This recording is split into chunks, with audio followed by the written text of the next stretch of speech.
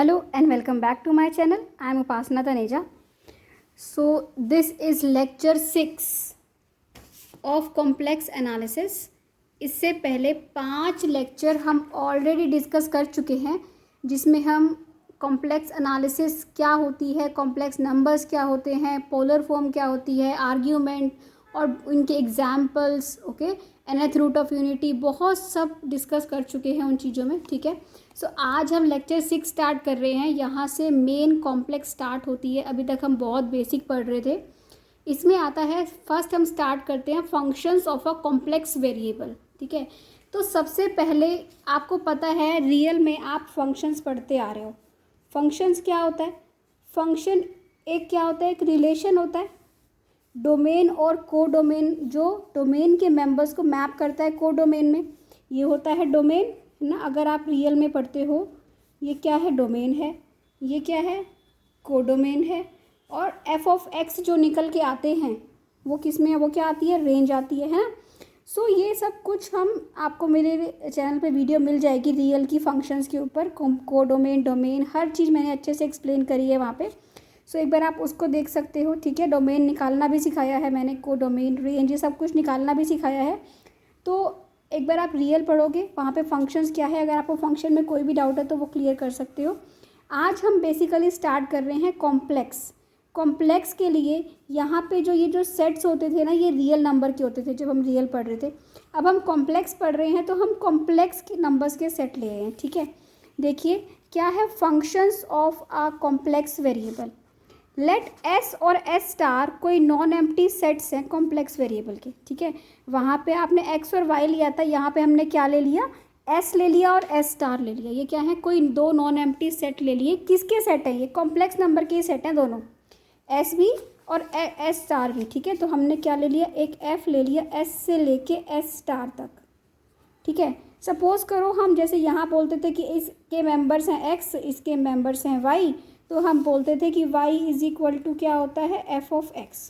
कि जो एफ, जब हम फंक्शन ये रूल अप्लाई करते हैं ना डोमेन के मेंबर्स पे, तो हमें को डोमेन के मेंबर्स मिलते हैं. तो सेम ऐसे ही यहाँ पे ये कॉम्प्लेक्स नंबर्स के सेट हैं. ठीक है.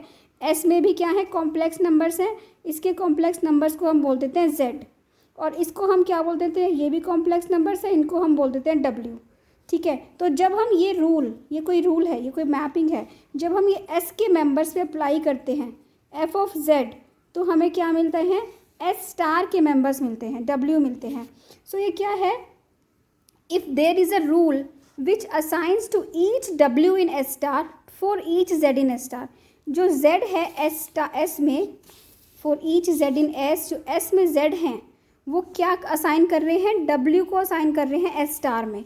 ठीक है. तो ये f of z is equal to जो डब्ल्यू है, ये आपको क्या देगा, ये आपका एक कॉम्प्लेक्स वेरिएबल का फंक्शन है. इसको हम बोलते हैं complex valued function of a complex variable. F of z is equal to डब्ल्यू. ठीक है. Functions of a complex variable, क्योंकि ये कॉम्प्लेक्स वेरिएबल के फंक्शन है. सेम बिल्कुल रियल की तरह. रियल में हम रियल नंबर्स के सेट लेते थे, यहाँ पे हम कॉम्प्लेक्स नंबर के सेट ले रहे हैं. ठीक है. बाकी सब कुछ सेम है, थोड़ा सा एक्सटेंड हो गया है बस. सो एग्जाम्पल देखिए, जैसे आपको दे दिया f of z is equal to डब्ल्यू. क्या है, ये जेड स्क्वायर हमने डिफाइन कर दिया. सपोज जब डब्ल्यू क्या है, ये जेड स्क्वायर है. ठीक है. अब देखिए, सपोज कीजिए मैं जेड इज इक्वल टू क्या ले लेती हूँ, एक्स प्लस आयोटा वाई ले लेते हैं. ठीक है. तो f of x plus iota y is equal to क्या हो जाएगा, जेड स्क्वायर है तो ये हो जाएगा x plus iota y square. Okay. So ये क्या मिलेगा, x square plus iota square y square plus 2 iota x y. ये हमें मिला x square minus y square plus 2 iota x y, है ना. तो इसको हम क्या बोल देते हैं, u x y plus iota v x y. तो हम एफ ऑफ एक्स वाई को, अपने फंक्शन को ऐसे भी, या फिर एफ ऑफ जेड को हम ऐसे भी लिख सकते हैं, f of z is equal to u x y plus iota v x y. ठीक है. तो सिमिलरली अगर मैं इसको किस में एक्सप्रेस करूँ, पोलर नंबर्स में, तो वहाँ पे मैं जेड इज इक्वल टू क्या ले लूँगी, r e raise to power iota theta. तो f of r e raise to power iota theta क्या बन जाएगा हमें, r square e raise to power 2 iota theta. ठीक है.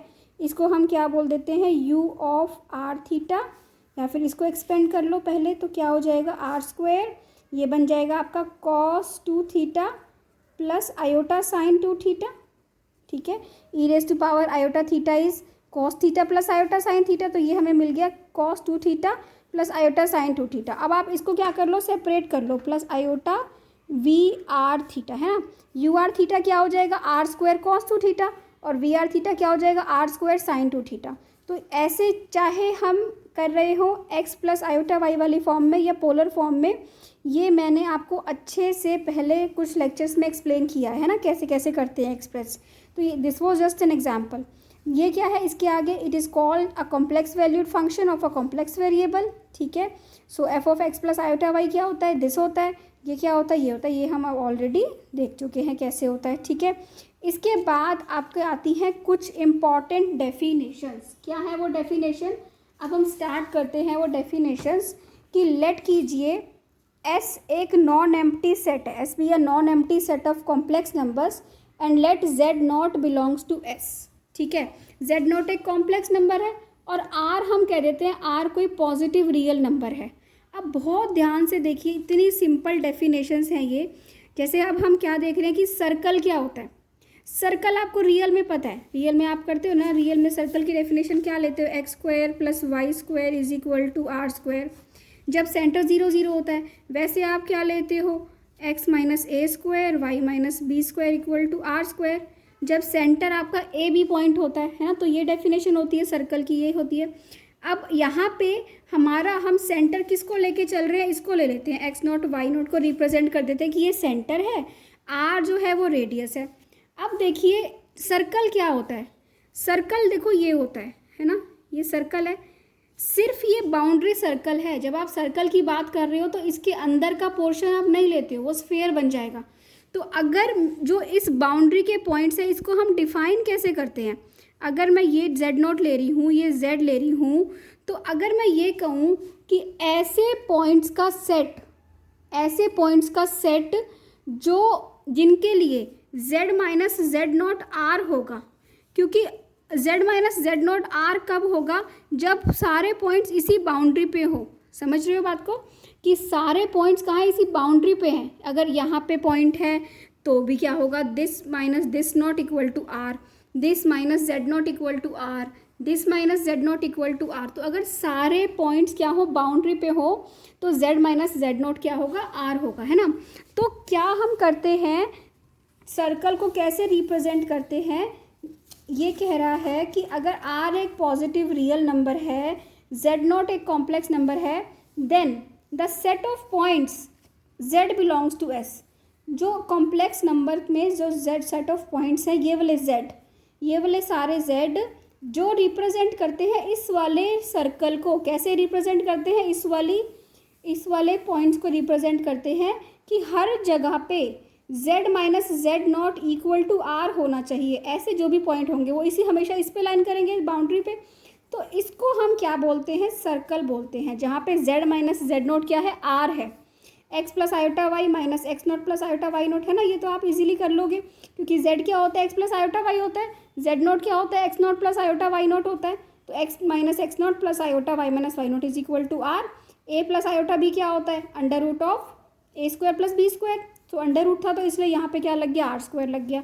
So this is the definition of circle in case of complex numbers. Okay, इसके बाद आता है, तो ये तो हुआ डेफिनेशन ऑफ सर्कल। अब आती है ओपन डिस्क क्या होती है।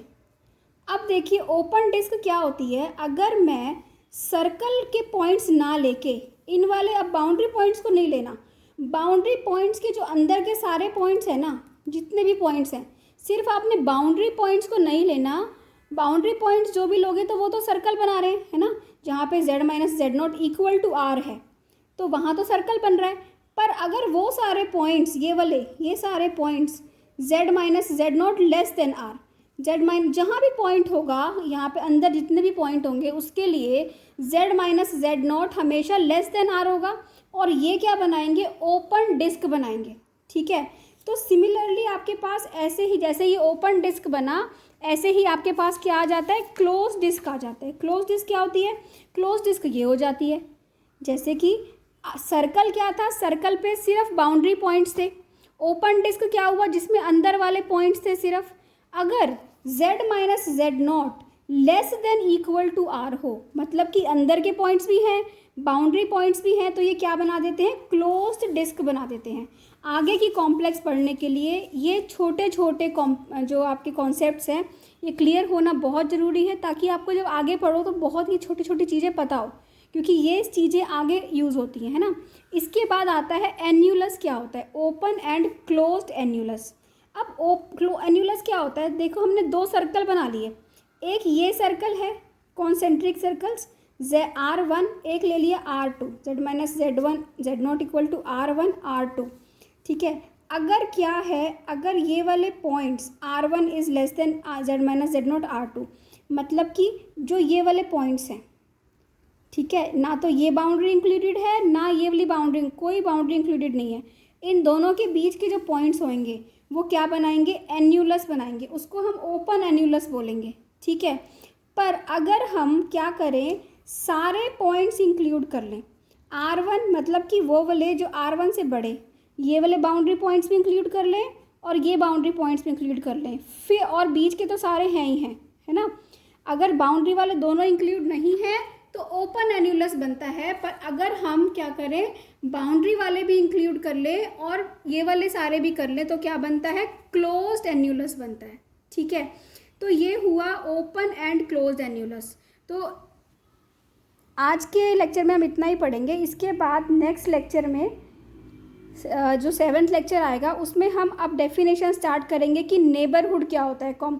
रियल में आप लोग नेबरहुड अच्छे से पढ़ चुके हो, neighbourhood, interior point, exterior point, boundary point, ये सब मैं बहुत अच्छे से डिस्कस कर चुकी हूँ। तो एक बार रियल के भी वो वीडियोस देखिए आप जाके, जहाँ पे आपको बेसिक्स क्लियर होंगे रियल के। तो सेम वैसे ही जैसे हमने रियल में ये पॉइंट्स पढ़े थे, अब हम कॉम्प्लेक्स में पढ़ेंगे कि boundary points, neighbourhood of a point क्या होता है, ताकि जब हम इसके आगे आएंगे अपनी लिमिट एंड कॉन्टीन्यूटी, डिफरेंशिएबिलिटी पे, है ना, फिर हम ये पढ़ेंगे कि CR इक्वेशंस क्या होती है, तो हम आगे कॉम्प्लेक्स को हम डीप में पढ़ेंगे। तो उससे पहले ये बेसिक्स पढ़ना, ये पॉइंट्स पढ़ना बहुत ज़रूरी है।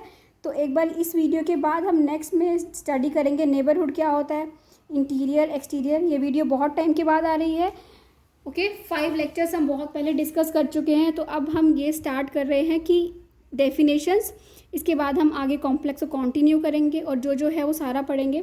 कोई भी डाउट हो तो प्लीज़ कमेंट सेक्शन में पूछिए।